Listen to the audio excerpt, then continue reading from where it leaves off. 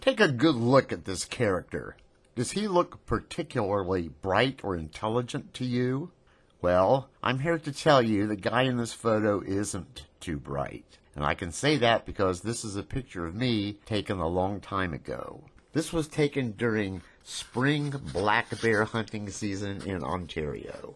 I hunted bears in Ontario for 9 years, and this photo was taken the first year.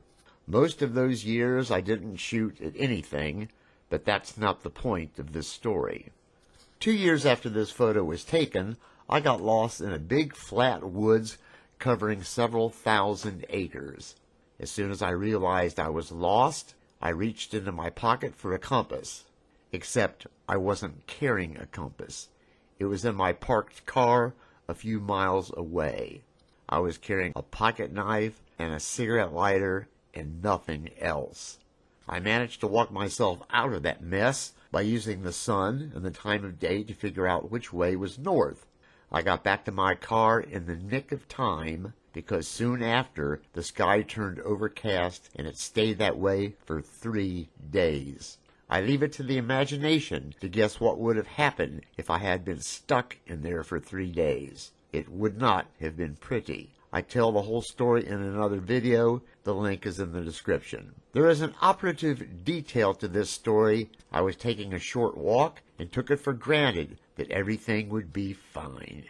There are plenty of examples of others also taking a short walk, carrying practically nothing, and also thinking everything will be fine. For example, I've seen scores of day hikers on the Appalachian Trail, and I don't recall seeing a single one of them carrying anything but water. It's certainly true that yes, most of the time everything is fine.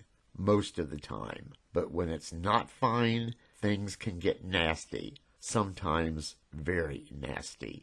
And if things turn nasty, we are likely to be very, very unhappy. One example is the night I wandered from my tent without a light for a bathroom break, shall we say, and had a devil of a time finding my way back to the tent in the dark. I once heard an AT thru hiker describe the same kind of experience. The hiker ended up walking several miles down the trail before finding someone with a light bright enough to help find the tent. There are all sorts of other unpleasant scenarios. On YouTube, I heard a story about an AT thru hiker who hitched a ride in the back of a pickup truck. When the driver stopped and the hiker jumped out of the truck, the driver took off before the hiker could pull the pack out of the truck. If the hiker's money, phone, and ID were in that pack, it's hard to imagine a more sickening and infuriating situation. I would submit that all these stories have the same lesson. If we are in a wilderness area or just in the outdoors, there are certain things we should have with us every second of every minute, and not just close at hand, but moving with us with every step we take. Half the battle is knowing what to always carry, and the other half is how do we carry it. For that other half, the answer is pretty easy. Use a fanny pack, sometimes called a waist pack or a hip pack.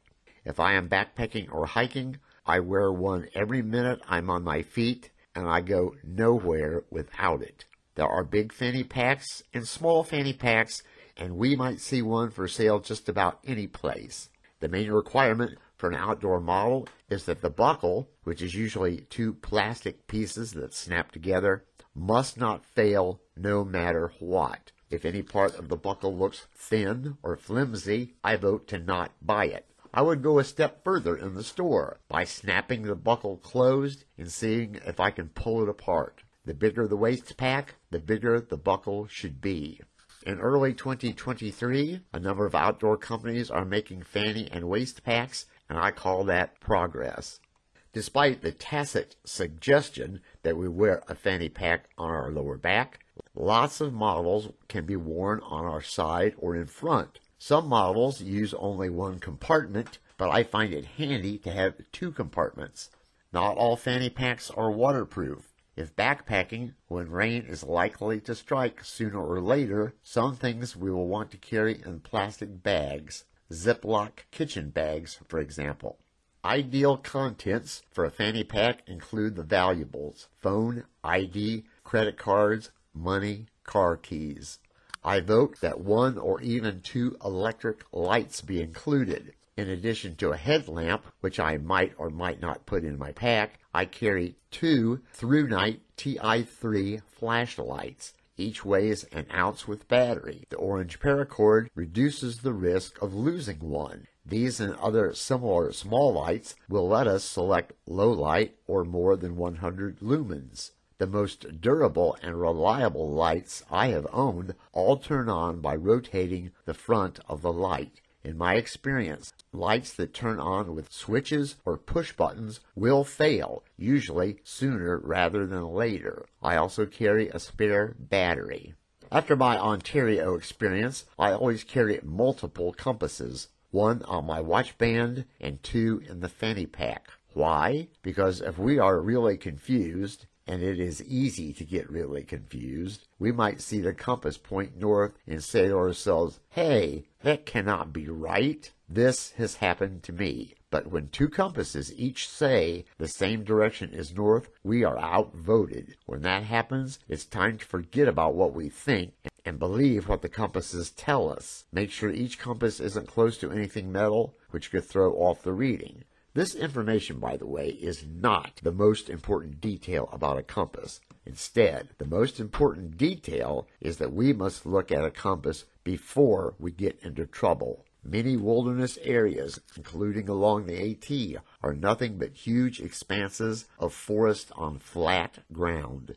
We will have no visual frame of reference if we step off the trail in a spot like that. The time to look at a compass is before we step off a trail. If we have to go into the trees for a bathroom stop, for example, first we look at the compass. If we are headed northwest when we leave the trail, we must head southeast to get back to the trail. If we are headed south when we step off the trail, we go north to return to the trail.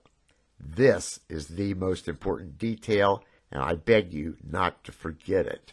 I always check a compass before I buy it to make sure it agrees with the one I'm carrying. They always point north, yes, but the question is, was the dial labeled correctly? I would not rely on one 100%, but iPhones include a compass. They have to be calibrated when the phone is new, and they are sensitive to interference from metal or electric objects. Activate the location services, and a working iPhone compass will show our longitude and latitude. A working compass also will keep pointing in the same direction as we rotate the phone. These are the fanny packs I have used on most AT trips. The small black one I used on my most recent trips. It weighs 4.5 ounces empty. I have found it a good plan to carry some small first aid items in the fanny pack. This includes a few Band-Aids, a small Nalgene bottle containing rubbing alcohol for small cuts. Another small bottle contains ammonia to relieve insect stings. I have had to use all of this stuff along the AT. When I got stung, I wanted to apply that ammonia immediately to the sting, and it was a great help having it so handy. Any medication or ibuprofen and Imodium are in another small bottle. I'm always on the lookout for small handy items to carry on the trail. Shown here are a small container of insect repellent, a small bottle of eye drops, a small chapstick, and a very small tripod that works with my video camera.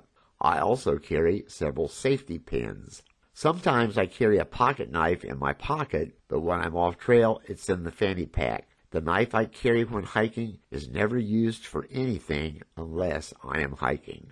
Once we are past such issues, a fanny pack that's big enough will carry whatever we want to stuff inside it. Mine have also carried a ball cap, a bandana, a comb, an AT Conservancy map, pages torn or copied from trail guides, packages of crackers, you name it.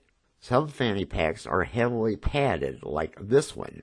It also has wings on the side, which make it more bulky. Some people might like this, but I prefer a more simple design. These days, I only hunt with a bow and arrow, and I have found it convenient to use a shoulder bag. It contains compasses, the occasional map, licenses, multiple lights, knives, and an optic, among other things. The small 4-ounce Nalgene bottle, by the way, is a mini canteen. I'm always fairly close to my vehicle, and I don't expect to need the water. But if for whatever reason we are ever delayed in leaving the woods, it's better to have some water instead of no water. And with that, we're once again done. In the description, I've included a link to my Twitter page where I post news about the outdoors. And I've also included a link to the playlists I've set up that each cover a different topic of backpacking. Each playlist contains multiple videos examining the topic from multiple angles. And as always, thanks a million for watching.